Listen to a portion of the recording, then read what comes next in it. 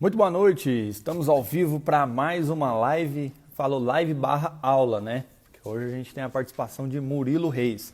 Então fica com a gente aí até o final que vai ser muito bacana.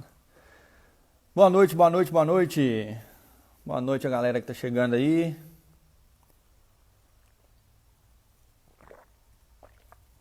Ó, hoje não é live, é live barra aula, tá? Que o cara é fera. Murilo Reis, um dos melhores aí que eu conheço na parte de financiamento, de orçamento de obras. Faz o seguinte, olha só, antes de eu convidar aqui o Murilo Reis, tem um botão aqui embaixo, ó, que é um aviãozinho. Eu vou fazer isso também. Clica no aviãozinho, encaminha essa live aí para pelo menos 5 amigos para poder assistir essa live com a gente. Vai. Ó, tô convidando aqui 5 amigos para poder assistir essa live com a gente, hein? Pronto, encaminha aí para 5 amigos e bora bater, sei lá, 200 pessoas nessa live. Hã? Boa noite. Boa noite, galera. Arthur, grande Arthur. Tô um pouco ruim das vistas, tô precisando ir no oftalmologista, né, fazer um exame. Ó o Fábio, Priscila. Firme, Arthur. Como é que tá? Ó, essa live vai ser topper, com certeza. Já vou chamar o Murilo Reis aqui, grande parceiro. Murilo Reis, lá de São Luís do Maranhão. Gideon, tá aí presente. Grande abraço, Gideon. Eita, peraí.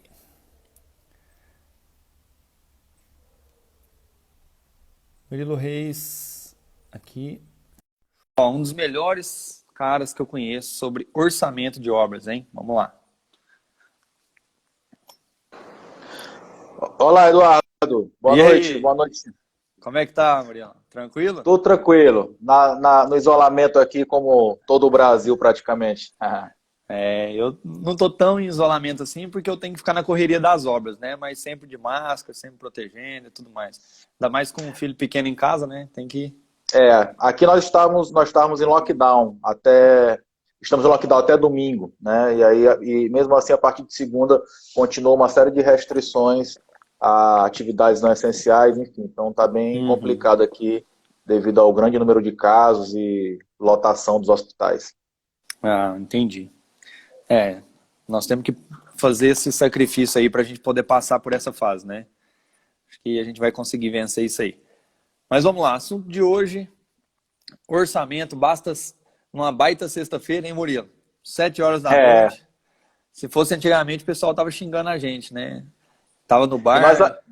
E nós agora estamos com várias concorrências, né? Porque deve ter várias lives de artistas acontecendo no É, momento.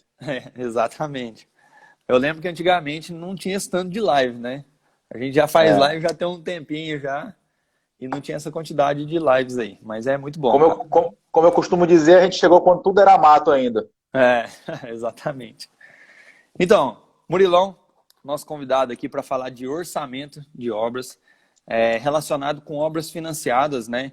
Quando a gente fala de orçamento, a gente está lidando aí com todas as obras.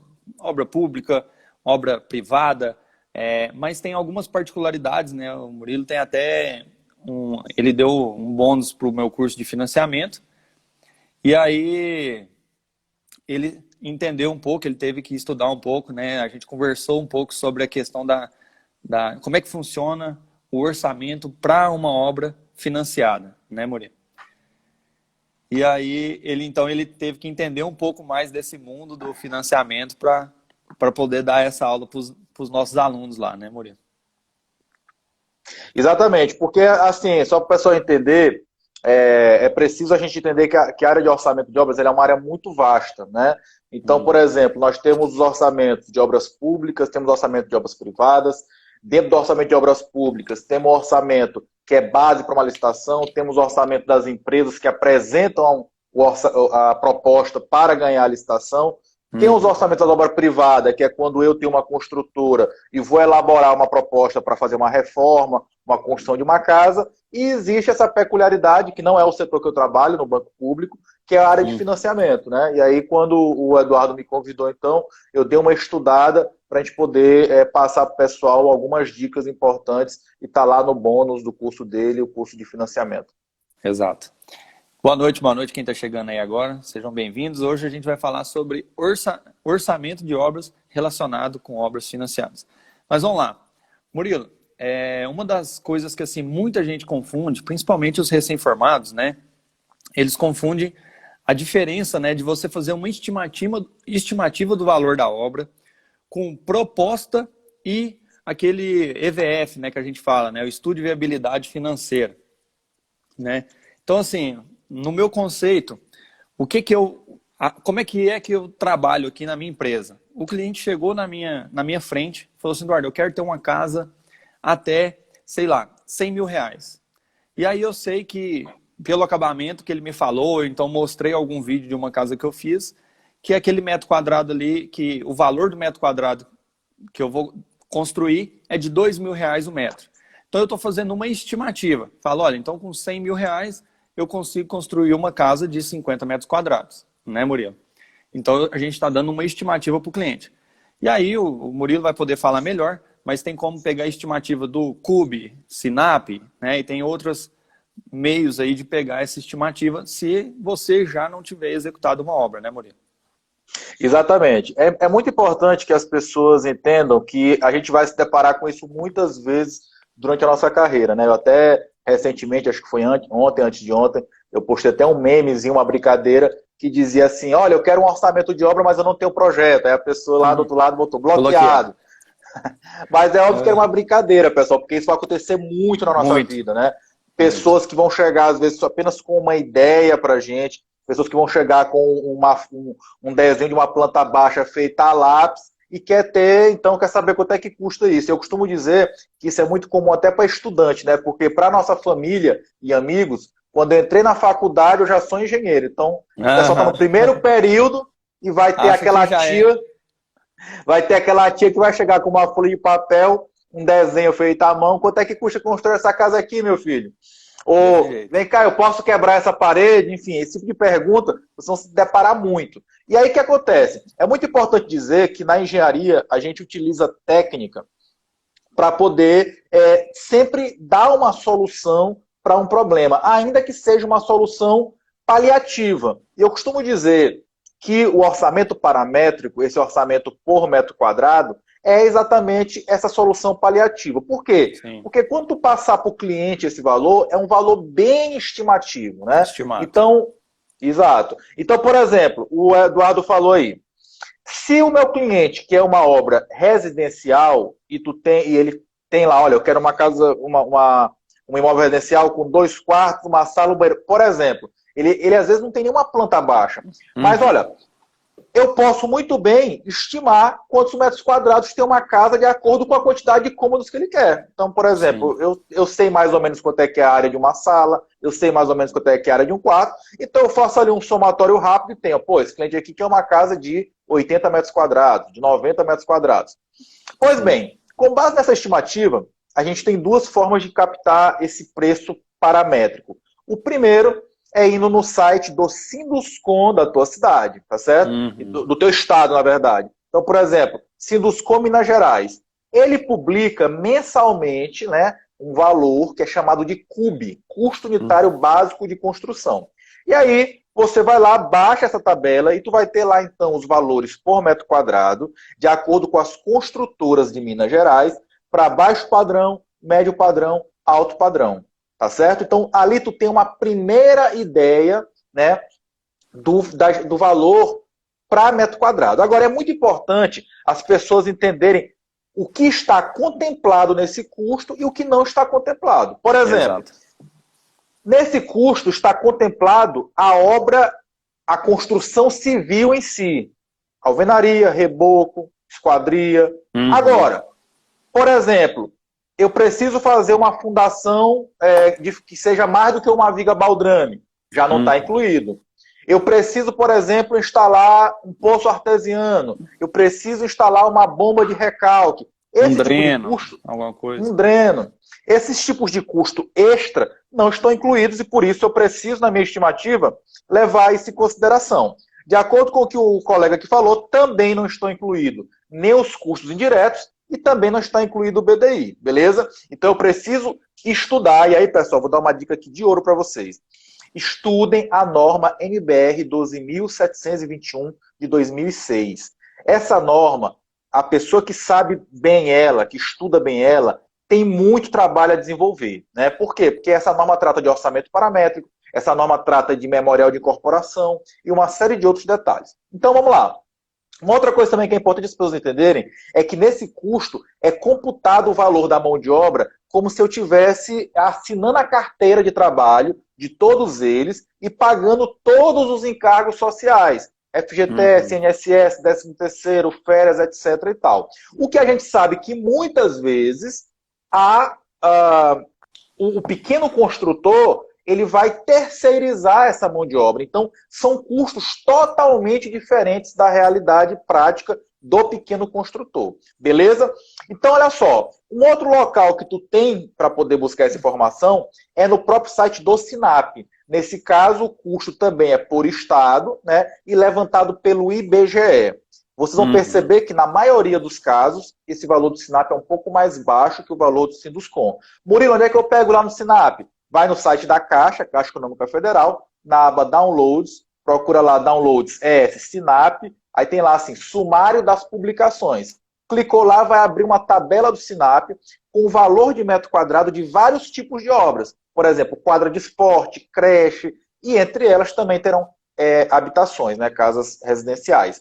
E aí tu vai pegar esses dois valores, né, do CUB e do Sinap, e verificar qual que mais se adequa à sua situação específica. Agora, nada disso substitui o que o Eduardo falou há pouco, que é o histórico profissional e da tua empresa. Então, por exemplo, o Eduardo, que já está executando obras, ele já começa a ter, de vez de ter o CUB do metro quadrado do Sinap, o CUB do metro quadrado do Sinduscom, o Eduardo já tem o CUB do metro quadrado da King Engenharia, que é a empresa dele. Então, com certeza, os valores que o Eduardo levanta são muito mais assertivos para ele passar para um cliente dele do que eu pegar um valor de CUB ou um valor de Sinap. Então, pessoal, para quem não tem a experiência, que não tem ainda essa referência, é óbvio que tu pode utilizar Sinap e CUB, Sinduscom. Mas, à medida que você vai desenvolvendo as suas atividades, é bom que você utilize um equipamento muito importante. Lápis, você comece a fazer o levantamentozinho da sua obra para que você tenha maior assertividade. Afinal, como eu disse, provavelmente aqui em engenharia usa muito mais a terceirização de mão de obra, o contrato de empreitada, do que, por exemplo, assinar a carteira de todos os profissionais. E isso tem que ser levado em conta nos custos e por isso tem muita diferença. Sim, com certeza. E assim, essa questão de estimativa, isso tem que ficar muito claro para o cliente, né, Murilo? Que é uma estimativa de valor, porque senão, cara, já aconteceu comigo de eu falar assim, olha, sua obra vai ficar estimada em 100 mil reais.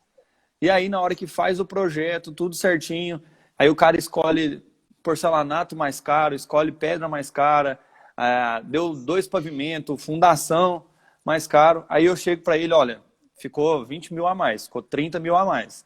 Ou então ele escolhe um lote que o lote está desnivelado, eu vou ter que aterrar o lote, vou ter que fazer o muro de arrimo, né? Então, assim, isso tudo impacta também na questão do orçamento da obra. Então, tem que ser levado em conta na hora de conversar com o cliente. Porque, geralmente, o primeiro valor que você fala para ele, aquilo ali parece que prega com super cola no cérebro dele, e ele vai levar aquilo ali pro resto da vida dele achando que é aquele valor. Entendeu? E ele esquece da palavra quando você fala que é uma estimativa. Então, né, eu gosto de fazer o seguinte. Quando eu converso com alguém pessoalmente, eu gosto de mandar pro cara no WhatsApp. Olha, então a gente conversou que a sua casa vai ficar aproximadamente no valor de tantos mil reais se ela for executada com X metros quadrados com acabamento XYZ.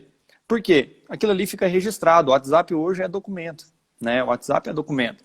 Então aquilo ali fica registrado, dá para você, não, eu te falei que é uma estimativa, né? Como é que eu vou te dar um preço de uma coisa que nem tem projeto ainda? É difícil, né? Então eu sempre falo com o cliente, eu deixo muito bem claro isso na cabeça dele, olha, eu estou te falando aqui uma estimativa de valor para que na hora que o projeto fique pronto, você não venha me cobrar isso. Pode ficar mais barato ou ficar mais caro, né, Murilo? Tem essas Exatamente. duas possibilidades.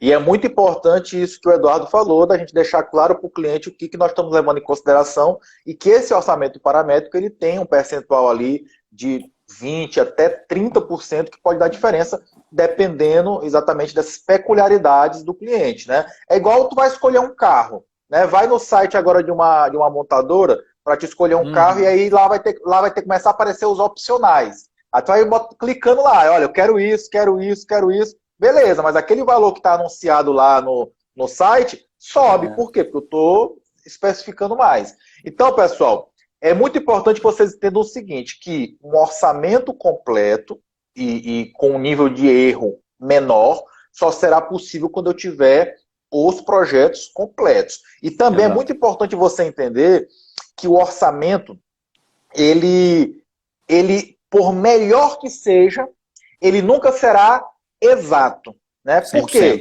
Porque eu levo em consideração algumas estimativas. Por exemplo, eu vou estimar quantos quilos de cimento eu gasto por metro quadrado de reboco. Mas, ora, se na minha obra não tiver nenhum tipo de controle, meu operário fizer como ele quiser, ele pode desperdiçar mais do que o normal, ele pode demorar mais para fazer o serviço, e com isso eu esperava que ele terminasse uma semana, o serviço demora 2 semanas. Tudo isso são fatores que podem levar a um orçamento furar. Então é muito importante que a gente entenda isso. Agora, de acordo com o que o Eduardo falou, se eu passo um serviço, um valor para o cliente, né, já com os projetos em mãos, e passei o valor para ele, se não houver nenhuma mudança em relação àquele projeto inicial, eu vou ter que assumir eventuais erros no meu levantamento. Então, por exemplo, eu botei lá o preço 120 mil, achando que ia lucrar 30. Só que eu errei, não quantifiquei direito, não levantei o serviço adequadamente. E aí o que acontece? É muito complicado eu chegar para o cliente, se o projeto não mudou nada, e chegar, olha, eu te dei um valor de 130, mas agora é 140, né? Então a gente tem sempre que contar que a gente vai ter que assumir eventuais falhas do nosso orçamento. Então é muito importante fazer um levantamento detalhado, né, de acordo preferencialmente com uma pessoa experiente, para que a gente não erre isso. Aí pode vir uma pessoa aqui e dizer assim, Murilo, então eu sou recém-formado, eu não tenho experiência ainda de obra. O que eu faço quando eu vou fazer meu primeiro orçamento, por exemplo? A minha dica sempre é o seguinte, e eu faço isso até hoje, tá? Não é nenhuma vergonha a gente pedir ajuda, né? Então, por exemplo, se eu vou fazer um serviço na engenharia, na arquitetura, que eu ainda não tenho segurança suficiente para fazer só, o que eu faço? Eu chamo um amigo que tem mais experiência. Vamos fazer isso aqui comigo? No primeiro serviço, talvez eu não vá ganhar o quanto eu desejaria e achasse justo por aquele serviço, porque eu vou dividir com ele. Ou muitas vezes ele vai até ganhar mais do que eu, né? Porque é justo, ele é o cara que tem a segurança. E eu tô ali para quê? Para ganhar um pouquinho, mas ganhar principalmente experiência, aprendizado e segurança. A partir da segunda vez, eu já consigo fazer sozinho e a ganhar o meu dinheiro. Exatamente. Então essa parte, cara, de sair da faculdade, nunca fiz um orçamento. Eu, assim, o que eu gosto de fazer? Pelo menos eu fiz quando eu era recém-formado. Eu tive um orçamento para fazer, e aí eu falava, cara, vamos ver se eu dou conta de fazer esse orçamento. E aí, testei fazer o orçamento e tal, fiz o meu melhor. E aí o que eu fiz? Peguei uma empresa de Uberaba, falei, cara, eu tenho essa obra aqui para fazer, faz o orçamento dela aí, que daí a gente pega em parceria, ou então eu te indico, né, e me paga um valorzinho aqui, alguma coisa. E aí o cara fez o orçamento, e aí meio que ficou tipo 10% mais caro que o meu. Eu falei, cara, então vamos juntar os orçamentos aqui, vamos ver o que aconteceu. A gente pegou a obra junto e deu certo. Entendeu? Então assim, eu fiz o meu, pedi para outra empresa, outra pessoa fazer, e aí comparou os orçamentos. Nisso, eu me testei, né, para ver se eu dava conta de fazer o orçamento ou não.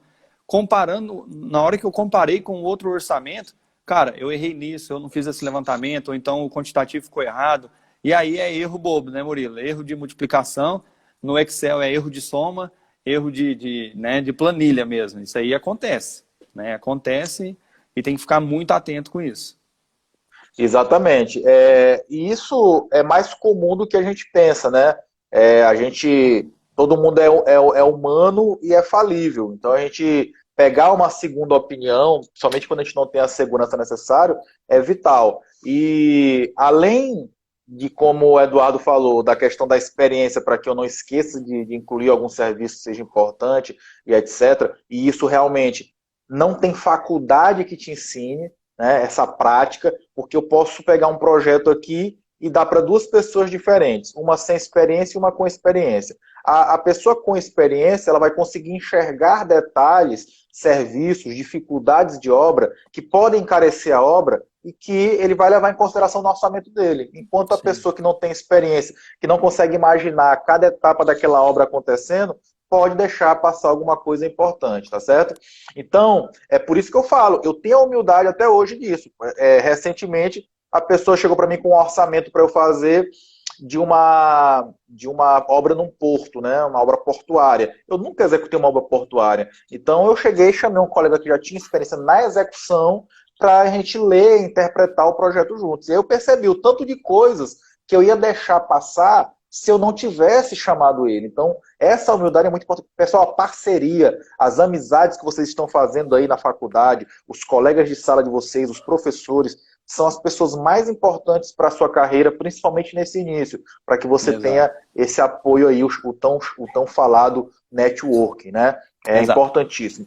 E às Agora, vezes... rapidão, Eduardo, Tá. só para poder fechar essa questão que você falou do Excel, é outro erro bastante grande. São o Excel ou qualquer outro software de orçamento que você utilize.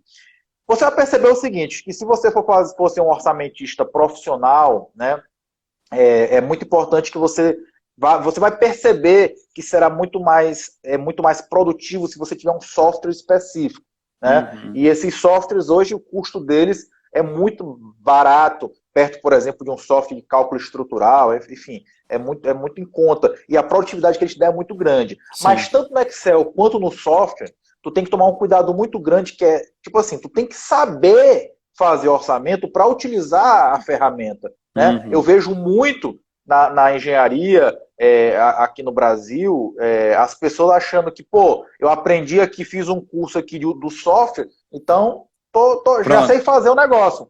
E tu aprende só uma receita de bolo, né? A inteligência do projeto, a inteligência do orçamento tá aqui, ó. O dia que a inteligência sair daqui e for para a máquina Aí, fizer tudo, acabou o acabou. nosso serviço. Entendeu? E aí eu sempre gosto de uma frase que diz o seguinte: se o teu serviço pode ser substituído por um checklist, tu está desempregado nos próximos 5 anos. E é exatamente isso, a nossa capacidade de utilizar o software e analisar o resultado que o software projetou. Né? Exato. Então, já aconteceu comigo isso, de olhar uma planilha Excel e dizer, pô, isso aqui está errado. Pelo porte dessa obra aqui, esse valor está errado. E aí eu fui lá procurar as fórmulas, uma por uma, e a gente vai lá e acha, às vezes, que está um erro bobo, Bobo. né? Mas que pode acontecer. É verdade. Bom, a gente falou então sobre a questão da estimativa, né? Que a gente tem o CUB para ter como estimativa, o Sinduscom e também o SINAP, né? Uma outra coisa que é diferente na questão de orçamento é uma proposta, né, Murilo? Dar uma proposta para o cliente é diferente você fazer um orçamento destrinchado, né? Igual, aqui na minha empresa, a gente já executou, sei lá, mais de 100 casas. E aí eu tenho dados, né, base de dados aqui na minha empresa, que eu tenho condições de passar um orçamento sem mesmo ter que orçar toda essa obra. Né? Eu não preciso fazer o orçamento toda essa obra. Eu posso fazer um orçamento mais simplificado para poder passar essa proposta e aí, fechando, eu faço um orçamento mais detalhado para mim poder executar essa obra conforme o orçamento. Né? Mas eu tenho condição, com essa base de dados, de poder passar esse orçamento, essa proposta. Né? Tá, deu uma cortada aqui para mim, parece que voltou. E aí, Então, proposta é diferente de você realmente dar só uma estimativa, né? Você traz ali, aí geralmente em uma proposta já tem o projeto, já tem ali os projetos complementares, o arquitetônico, o cara já escolheu o terreno, então dá para você fazer uma coisa mais assertiva ainda do que a estimativa, né? A estimativa realmente é muito ampla, a proposta já é mais afunilada, e aí depois da proposta vem de fato o que eu acredito que é o estudo de viabilidade financeira, que é o orçamento na íntegra ali, né, Murilo? Exatamente. É muito importante as pessoas entenderem que o seguinte, muitas vezes eu, enquanto autônomo, enquanto empresa que vou executar uma obra, eu vou trabalhar com vários orçamentos, né? Por exemplo, nesse caso aí, como o Eduardo falou, eu já estou com os projetos, vou passar uma proposta para o cliente. É muito importante vocês entenderem que, na maioria das vezes, esse orçamento inicial, já que seu interesse é fazer a obra, ele não é remunerado, né? Tu vai fazer o orçamento gratuitamente para o cliente no intuito de pegar a construção, que é o seu objetivo se você for uma pequena construtora ou um pequeno construtor. E querer cobrar isso, eu já vi várias pessoas que tentaram fazer e a recusa é muito grande por parte do cliente. Ele quer contratar e, enfim, ele quer que tu dê o orçamento. E aí, nesse caso, o que acontece? Tu não vai passar para ele, nesse primeiro momento, um orçamento todo detalhado, até porque ele pode muito bem pegar esse orçamento teu que está destrinchado, todo bonitinho, e passar isso para outras empresas, né, para as outras empresas fazerem um orçamento em cima do teu. Isso não é interessante para você, né? E aí o que acontece? Tu pode fazer o teu orçamento detalhado para você. Tá aqui no meu computador, seja no Excel, seja no software que eu utilizo. Tá aqui. Agora, para o cliente, eu só vou passar o valor global ou, no máximo, algumas etapas, né? Ou por etapas. Mas nunca o orçamento destrinchado, detalhado.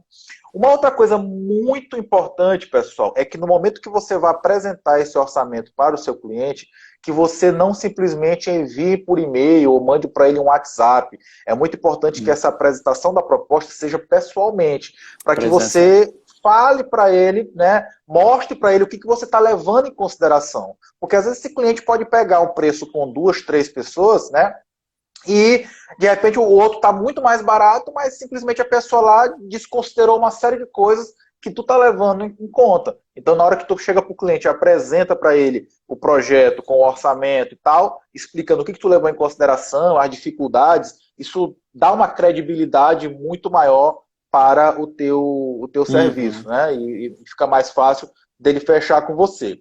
Agora, também é muito importante o seguinte, pessoal, que a gente sempre deixa esse orçamento, né? Eu não sei se o Eduardo usa essa estratégia, com uma pequena folga para negociação, né? Porque a gente sabe que nós todos, com certeza, quando a gente vai contratar um serviço, que a pessoa passa para a gente o serviço, a gente sempre tenta o quê? Dar uma chorada, né? Pô, dá um desconto aí para a gente fechar e tal, se eu fechar à vista, quanto fica? Então, assim, deem uma folga para que vocês tenham uma margem para negociar, né? O cliente, ele fica mais satisfeito quando ele percebe que ele ganhou uma vantagem. E essa vantagem, ela era ilusória, porque tu já botou um pouquinho maior o teu valor, né, para tu ter essa margem para dar esse desconto para ele, né? Um desconto especial para ele. Pô, vou fazer para você isso aqui, e isso dá uma sensação nele, né, de que ele está ganhando alguma coisa, e com isso é mais fácil ele fechar. Realmente. Aqui, ó, Murilo, a gente trabalhava desse jeito, mas aí a gente começou a adaptar uma metodologia aqui, que é a seguinte. Olha, esse aqui é o preço para fazer a sua casa, né? Mas aqui você tem direito a colocar um piso de R$50, um azulejo de 30, uma pedra de R$500 no metro quadrado, e eu vou detalhando para ele. Uma porta de R$6.000, eu destrincho esses detalhamentos, o que ele pode alterar no orçamento. E aí eu falo assim, olha, se eu tirar R$10.000 do seu orçamento, eu vou ter que diminuir o piso de 50 para 40, vou ter que diminuir o azulejo de 30 para 25. Porque obra, eu falo isso, porque obra não tem como, é mais e menos. Tudo é gasto. Se eu for colocar uma tomada na parede, é gasto. Se eu, fiação, pedreiro, eletricista, tudo mais. E aí, do jeito que eu explico, a pessoa fala, não, realmente, entendi, que não tem desconto por conta disso, e aí o desconto realmente vai ser diminuído na questão do PIS e tudo mais. E os clientes ficam até satisfeitos com essa questão, porque realmente é o preço justo do trabalho, e eles ficam livres a escolher. Não, então se eu quiser um piso mais barato ou mais caro, eu tenho o direito de escolha? Tem. E aí, mais caro você paga a diferença, mais barato você ganha o crédito. E aí a gente trabalha nessa linha, entendeu? Tem dado certo, mas sempre que tem aqueles clientes que insistem no desconto, né? Exatamente. Agora, uma outra coisa também que é importante as pessoas entenderem é que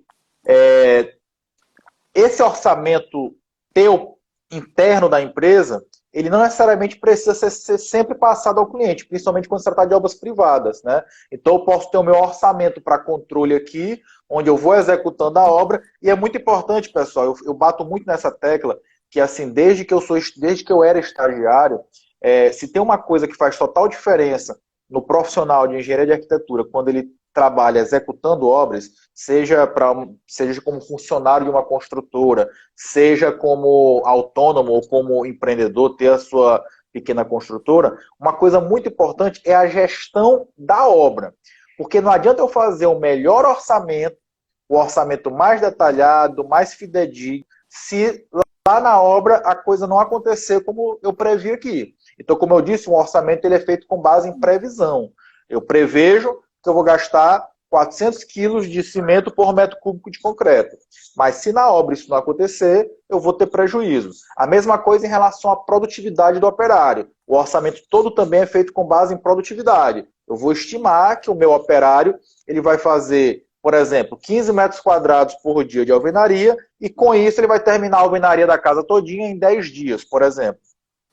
Se lá na obra esse profissional não terminar nesse prazo, né, essa obra se estende mais do que o previsto e com isso ela se torna mais caro. Então, pessoal, não existe orçamento sem gestão da obra que esteja ali amarrada para que a gente possa, então, ter um orçamento assertivo, né? E muito importante, fazer essa mensuração de quanto consome na obra de material, principalmente os materiais mais caros da obra, e qual é a produtividade do teu operário, também se torna vital, até para que você possa fazer outros orçamentos, os próximos, com valores mais realistas do que realmente tu está conseguindo executar. Então, lembre-se sempre que o profissional que está lá executando obra, ele muitas vezes a função principal dele é ser um administrador, um gestor de recursos. Sejam esses recursos material, sejam esses recursos mão de obra ou equipamentos. Quer ver uma coisa, Murilo? Essa relação aí de orçamento com a execução de obra. A gente tem um consultor da empresa, né, que ele ajuda muito a gente nessa relação. E aí ele falou o seguinte: Eduardo, o que vocês gastam para tirar o entulho da obra? E aí eu falei, cara, geralmente uma caçamba por obra a gente gasta, né? R$350. Aí ele falou assim, não é só R$350 que você gasta. Se você tem uma caçamba ali dentro, cabe, sei lá o quê? 5 metros cúbicos? 6 metros cúbicos de material? Então, alguma coisa, algum material, 6 metros cúbicos de material você está jogando fora. Aquilo ali é dinheiro indo para o lixo. Aí é tijolo, aí é argamassa, aí é saco de cimento que pedrou, aí é tijolo quebrado, piso quebrado, né? Desperdício de material. Então, às vezes a gente pensa, olha, uma caçamba de entulho para ir embora. Só que a gente não vê o que tem dentro da caçamba, né? Que às vezes é 3, 5 vezes mais caro do que a própria caçamba, né? Então, assim, o desperdício de material também tem que ser levado em conta, essa relação aí, porque é isso, é jogar dinheiro fora. Entulho é dinheiro fora, né? Exatamente. E nesse caso aí, teve até alguém que fez uma pergunta aqui, logo no início da nossa live, sobre como é que a gente considera essa perda, e muita gente até tem dúvida se a gente considera essa perda. Pessoal, é importante perceber que toda atividade humana gera alguma perda, né? Toda atividade humana. Você respirar, você está gerando perda, você não consegue aproveitar 100% do ar que você coloca para dentro. Uhum. Né? Então, toda atividade humana ele gera perda. Agora, nós vamos tentar, claro, minimizar o máximo possível a perda. Né? E na construção Sim. civil, isso acontece muito naturalmente, as perdas acontecem, porque é só tu imaginar, por exemplo, um piso cerâmico. Ora, dependendo do tamanho da tua placa e do tamanho do teu ambiente, provavelmente tu vai ter ali em alguma das faces daquele ambiente, vai ter um corte na cerâmica, né? Uhum. E aí, nem sempre eu vou conseguir reaproveitar aquele pedaço que sobrou daquele corte. Então, Sim. quanto mais eu pensar no projeto, em fazer um projeto customizado, de acordo com os materiais que eu vou utilizar, menor será essa perda. Então, é muito bonito eu ter uma parede curva. Só que eu tenho que lembrar que para eu ter uma parede curva, os meus cortes de cerâmica vão levar a uma perda maior. E tudo isso eu tenho que botar na balança. Então, essa perda, ela é considerada dentro do orçamento, né? E aí a pergunta do colega ou da colega, não lembro quem foi que perguntou, sobre a perda. Uma primeira noção que eu posso ter é o seguinte, né? Lá no, por exemplo, tem um livro chamado TCPO, que é a tabela de composição de preço para orçamento, ou no próprio Sinap eu tenho essas informações também gratuitas. Basta eu ir lá no site da Caixa, download, Sinap, catálogo de composições analíticas. Então, por exemplo, se eu não tenho experiência nenhuma, eu posso ir procurar lá no Sinap quanto é que é a perda do piso cerâmico, em média, para um ambiente de 10 metros quadrados. Aí o Sinap vai lá, tu vai lá e vai dizer, olha, para esse ambiente a perda é, por exemplo, 6%, né? E até a pergunta aqui da Olivia, quantos por cento a mais vocês jogam na compra da cerâmica? Depende. Depende do tamanho da placa e depende do tamanho do ambiente. Se eu utilizo uma placa grande, imagina que o cliente quer uma placa de 1 metro por 1 metro, né, que agora está na moda aquelas placas gigantes.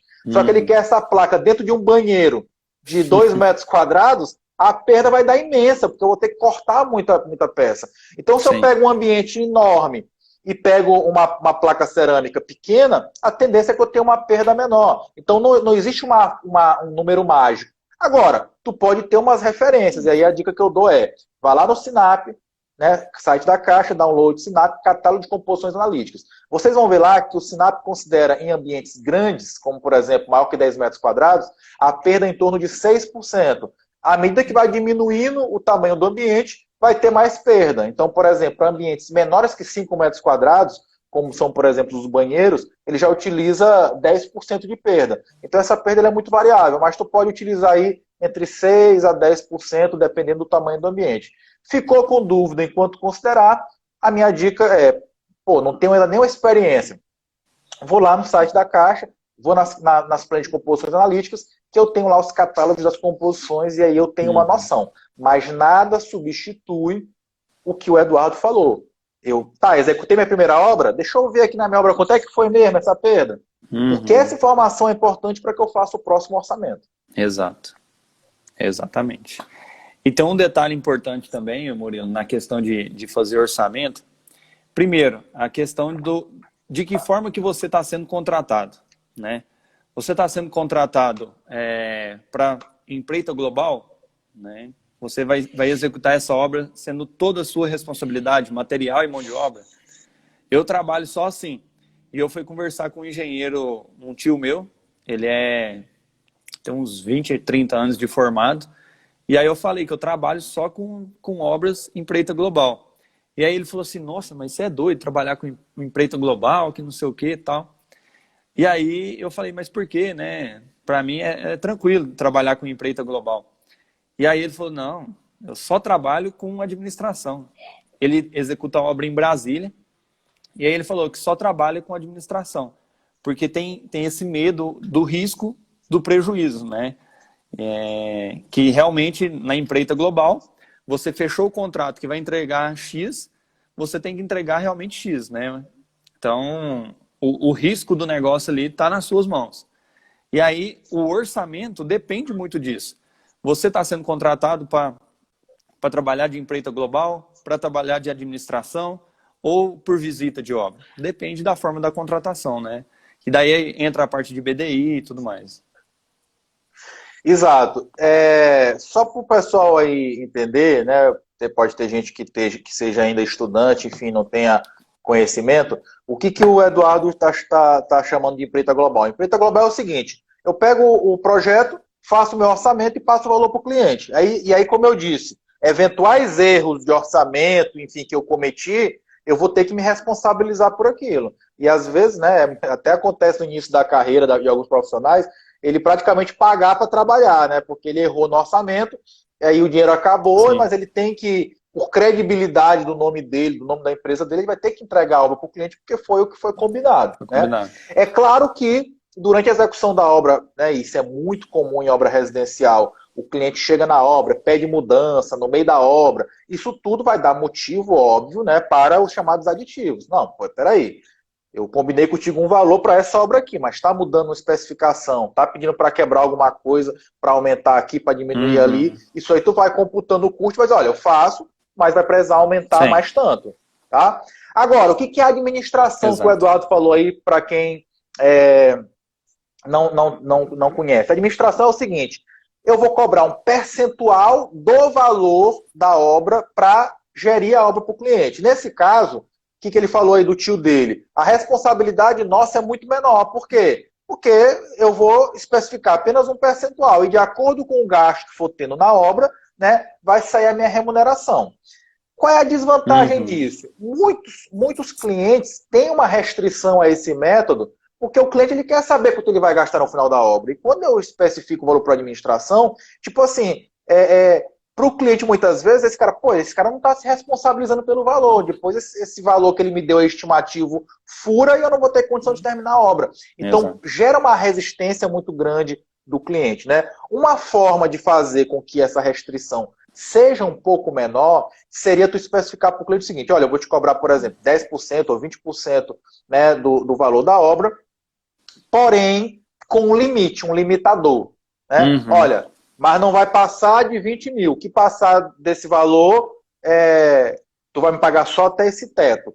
E aí, isso pode se tornar, né, então, de repente, o cliente pode topar dessa forma. Entendi. Mas eu costumo dizer o seguinte, que o cliente, quando ele contrata uma empresa, uma pessoa, ele não quer ter dor de cabeça.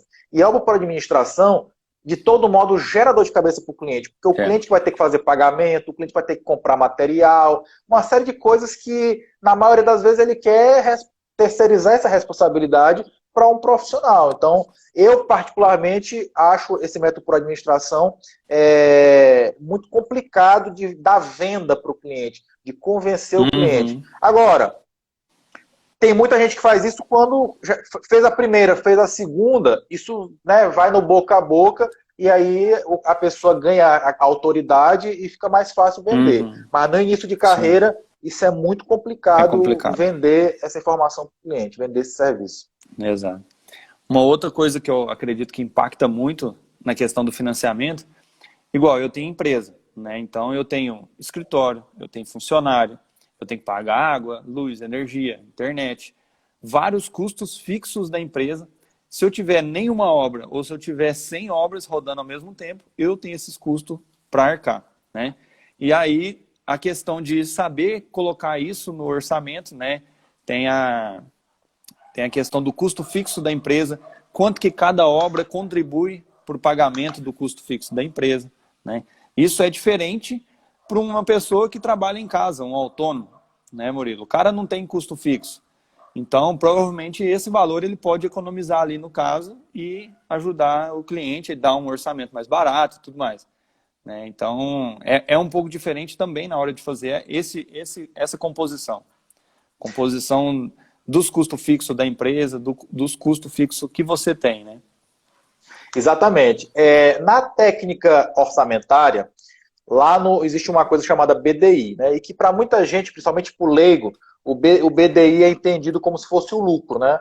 Então, peraí, o BDI é lucro. E isso, às vezes, é até complicado tu botar isso na tua proposta, porque o cliente pensa que aquilo é só lucro e ele vai querer chorar muito em cima daquele valor. Então, por isso que, às vezes, na obra privada, eu nem recomendo tu explicitar quanto é o BDI. Inclui aquilo ali dentro dos teus custos e passa para o cliente, porque o cliente... No montante.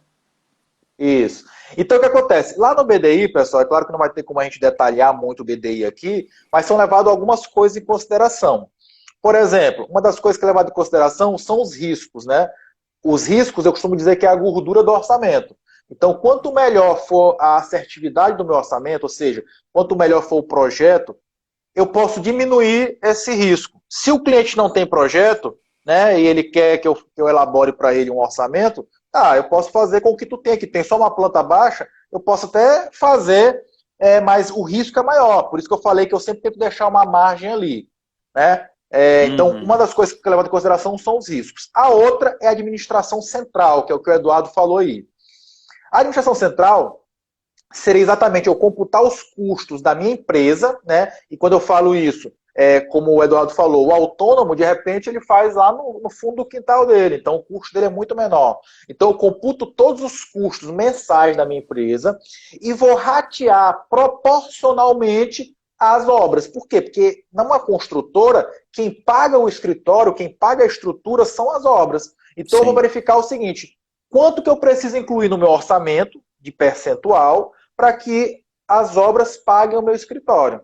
E a construtora, vocês vão perceber isso, né, quando estiverem no mercado de trabalho, ou quem já está já percebeu, que as construtoras, o escritório dela vive um processo muito grande de aumento, estrutura, diminui estrutura. Contrato gente para o escritório, demito gente do escritório. Por quê? Porque é exatamente por esse balanço. A construtora está com poucas obras, se ela pegar e for pagar todo mundo da mesma forma, vai ficar um percentual muito grande do faturamento dela para pagar o escritório. Então, ela reduz o quadro, reduz a estrutura. Então, esse balanço é muito importante. Em obra pública, por exemplo, geralmente a gente estima que esse percentual que eu tenho que colocar em cada obra seria aproximadamente 5% do valor do contrato para a administração central, para pagar os custos da estrutura do meu escritório.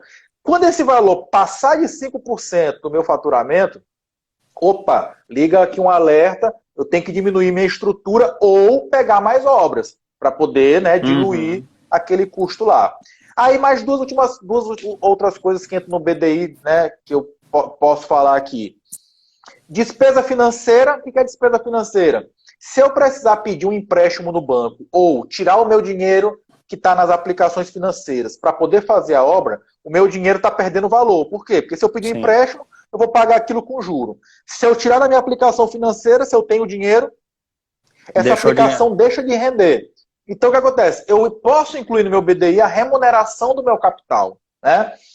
Também é levado em consideração no BDI os impostos. Quando a minha construtora, minha empresa, ela for prestar o serviço para o cliente, legalmente ela teria que todo e qualquer serviço emitir uma nota fiscal. Inclusive eu como autônomo, tá, pessoal? Quem pensa assim, a pessoa física não precisa emitir nota fiscal, deveria. Então, o autônomo pode emitir nota fiscal? Pode e deve. Eu vou lá na Secretaria de Fazenda do meu município e peço para emitir uma nota fiscal de autônomo.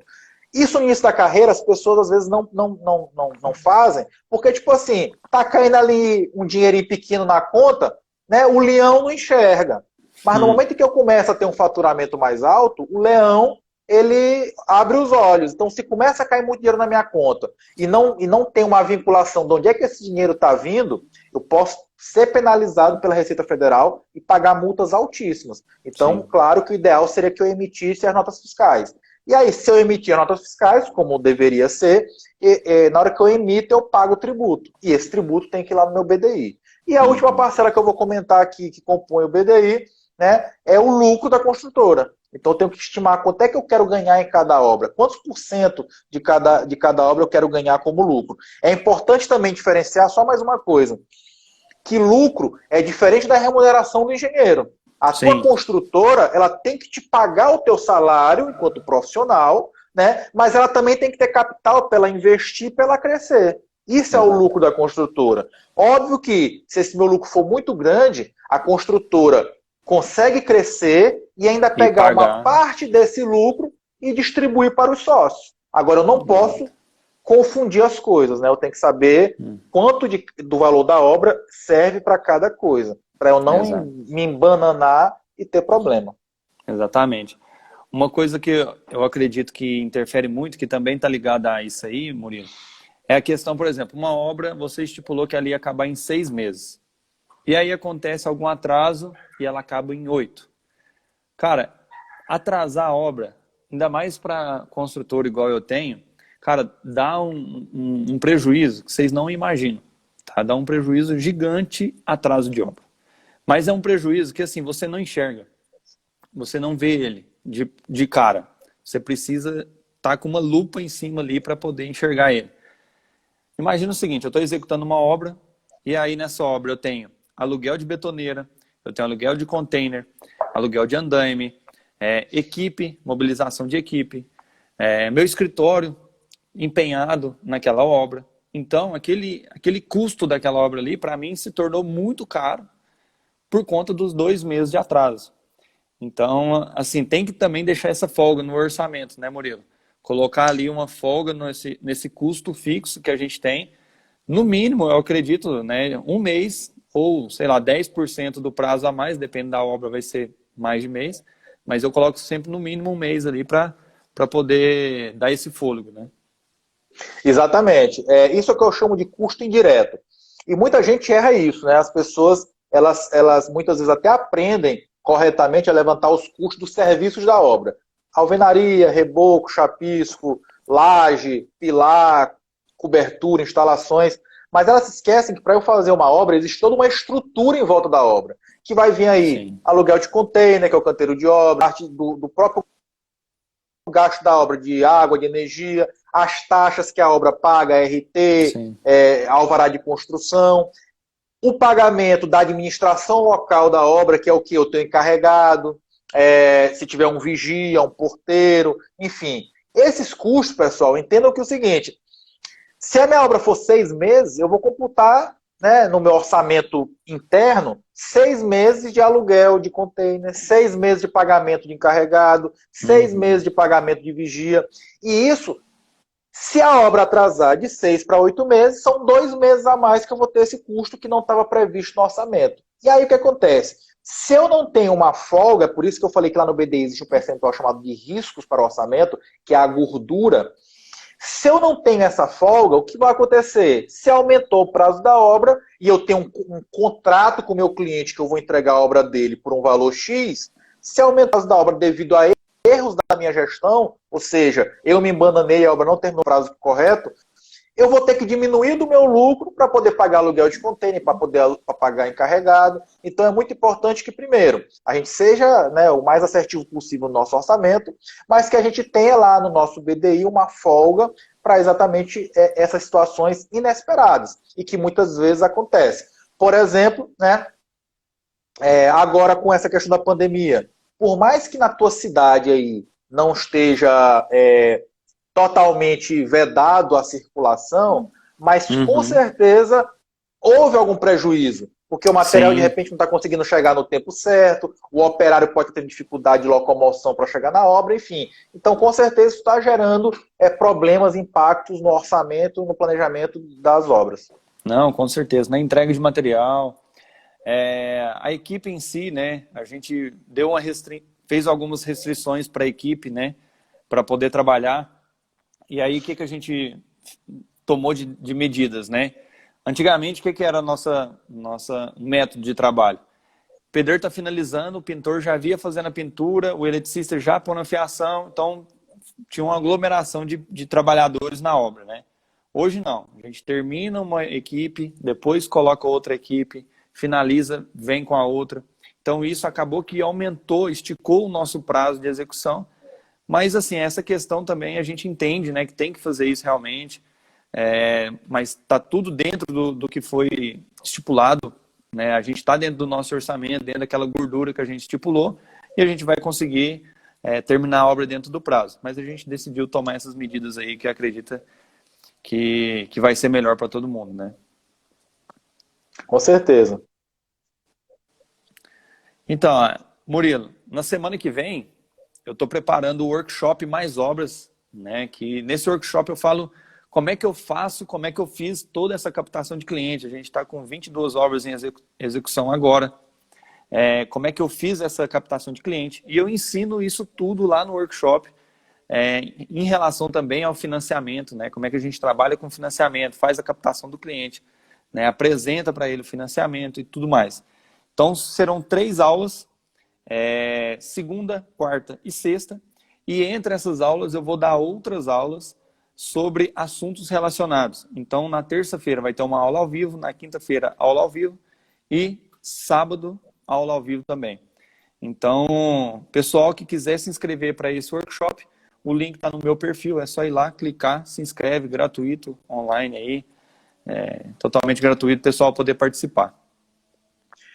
Eu também queria dar 2 recados, pessoal. O primeiro é o seguinte, as pessoas que tirarem um print aqui da live, marcarem o meu perfil, o perfil do Eduardo Augusto, eu vou mandar para vocês uma aula exclusiva, tá? Lá no direct. Então, só um detalhe. Tem muitas pessoas que têm um perfil privado e aí a gente não recebe a notificação. Então, se vocês têm um perfil privado, mandem um print que eu vou mandar para vocês esse presente aí. E também já vou até convidar o pessoal, né? Eu tenho um workshop de orçamento, que são 6 aulas gratuitas. A gente vai voltar a exibir ele agora no início de junho. Vai ter uma semana para a pessoa assistir 6 aulas e aprender a fazer um orçamento do absoluto zero. Então, as pessoas que quiserem também se inscrever no workshop Orçamentista de Elite, com 6 aulas gratuitas, mandam um direct que a gente manda o link para inscrição. Show de bola. Murilão, queria te agradecer demais, cara. Tô com saudade aí de São Luís, tem que voltar aí, hein, cara, dar mais um curso presencial aí pra galera. Só passar essa pandemia e a gente volta aí, hein? Com certeza, tamo junto aí, a nossa parceria é forte e eu também queria ir para a tua região ministrar o nosso curso de orçamento de obras presencial. Tamo junto. Tem que vir, pô, tem que vir. Vai ser bem recebido aqui. Pessoal, então é isso. Murilão, obrigado, cara, valeu demais, tamo junto. Acho que agregou demais pra galera aí. Só conhecimento alto nível, coisa que não aprende na faculdade. Tenho certeza que tudo que você ouviu aqui, faculdade de longe, né, não ensina. Então, valeu demais. Tira o print aí, posta lá, marca eu, marca o Murilo aí. Tamo junto. Valeu, Murilão. Grande abraço. Boa noite. Valeu, galera. Gostaram da live? Fala aí pra gente. Gostaram? Vai de carro? Você tá doido? É longe pra caramba São Luís daqui. O Melk tinha feito uma pergunta, ô Murilo. O Melquisedeque é o cara que você indicou lá, o gerente da Caixa, para mim fazer a live. Foi bem bacana a live com ele. Ele perguntou aqui sobre a questão se a gente indica, né? Eu li a pergunta dele ali, se a gente indica fazer orçamento com o Cube, né? A gente até falou sobre isso no início da live, que é mais uma estimativa mesmo, é a questão do Cube. Aí depois, se ele quiser ver, é só... Um orçamento completo, só com um projeto completo. Show de bola. Valeu demais. Semana que vem tem live com o pessoal do Terra Obra aí também. Ó. A gente está agendando uma live aqui com eles, tá marcando aí, ó. Parabéns, doutores, bom demais. Então valeu, galera. Brigadão, tá encerrando o tempo por aqui já. Vou fechar a live aqui. Da última vez eu não fechei e ela acabou apagando a live. Valeu, Murilão. Obrigado. Beleza, cara. Valeu. Abraço. Até mais. Abraço. Tchau, tchau.